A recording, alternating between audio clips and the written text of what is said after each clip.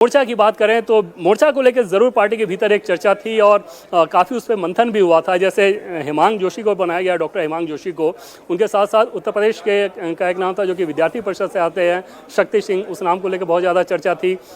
इसके अलावा हरियाणा से एक नाम था गौरव गौतम, जो कि ऑलरेडी मंत्री हैं हरियाणा सरकार में, उनको लेकर चर्चा चल रही थी, क्या उनको यहाँ पे लाया जा सकता है, उनको वो ये जगह दी जा सकती है। इसके अलावा मध्य प्रदेश से एक नाम था, लेकिन अल्टीमेटली डॉक्टर हेमांग जोशी को जगह दी गई। हालांकि पिछली बार जब बड़ौदा से टिकट काटा गया था बीजेपी सांसद का, इनको टिकट दिया गया था, तब उस बात को लेकर बहुत सारा सवाल भी खड़े हुए थे। लेकिन ये बताया गया था कि तब CR पाटिल, जो कि प्रदेश के अध्यक्ष हुआ करते थे, वो इनके फेवर में थे और डॉक्टर हेमांग जोशी को वहाँ से टिकट दिया गया बड़ौदा से, वो जीते भी और अब युवा मोर्चा की कमान उनको सौंपी गई है। फिजियोथेरेपिस्ट हैं वो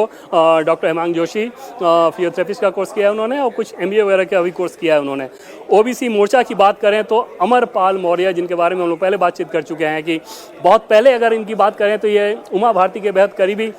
सहयोगी के तौर पे काम ये करते थे और बाद में धीरे धीरे उन्होंने संगठन के काम को पूरी शिद्दत से लिया और पार्टी ने उसका इनाम भी उनको दिया था कि पार्टी ने उनको राज्यसभा भेजा और अब OBC मोर्चा की जिम्मेदारी उनको दी गई है। चर्चा ये चल रही थी कि अगर कैबिनेट एक्सपेंशन पहले हुआ रहता तो इनका नाम उस सूची में भी हो सकता है, एटलीस्ट ऑप्शन में ये था विचार के तौर पर, उत्तर प्रदेश से वो नाम आया हुआ था।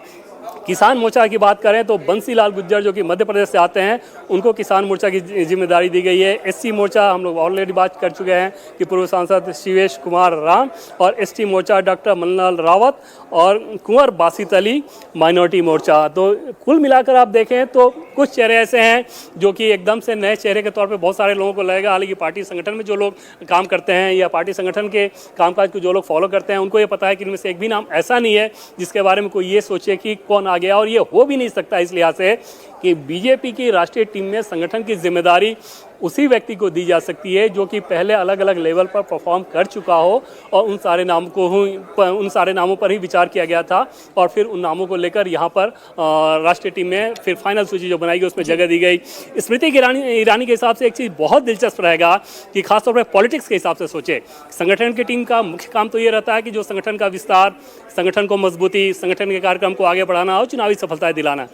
लेकिन पार्लियामेंट में आप तय मानिए कि स्मृति ईरानी बहुत जल्द उनको राज्यसभा भेजकर पार्लियामेंट में उनको भेजा जाएगा और वहाँ पर राहुल गांधी जब जब कोई ऐसी बात करेंगे जो कि बीजेपी और सरकार पर अटैक करने की कोशिश करें, तो भले ही राहुल गांधी लोकसभा में हो और लेकिन राज्यसभा में स्मृति ईरानी रहेंगी उस फेस के तौर पर, और नैरेटिव जो चलेगा वो राहुल वर्सेज स्मृति ईरानी है। स्मृति ईरानी के हिसाब से अगर बात करें, क्योंकि राहुल गांधी को एक बार वो हरा चुके हैं, इनफैक्ट जो last election Rahul Gandhi versus Smriti Irani का हुआ है उसमें स्मृति ही विजयी रही है, क्योंकि पिछली बार अमेठी में कैंडिडेट कांग्रेस ने बदल दिया था और इस बात को लेकर बहुत ज़्यादा चर्चा भी चली कि राहुल गांधी में ये हिम्मत नहीं हुई कि वो दोबारा आ जाए, ऐसा बीजेपी के लोग कहते थे, और राहुल गांधी वहाँ आए नहीं। किशोरी लाल शर्मा वहाँ पे आए थे, उस चुनाव में स्मृति ईरानी को हार का सामना करना पड़ा। लेकिन ये आपको आगे नैरेटिव देखने को मिलेगा और स्मृति ईरानी जो कि पार्टी की बहुत प्रखर और कुशल वक्ता हैं, वो ज़रूर पार्टी के फेस के तौर पर, प्रमुख फेस के तौर पर लगातार वो आपको नजर आएंगे। जब जब ऐसे पॉलिटिकल अटैक करने होंगे उनकी भूमिका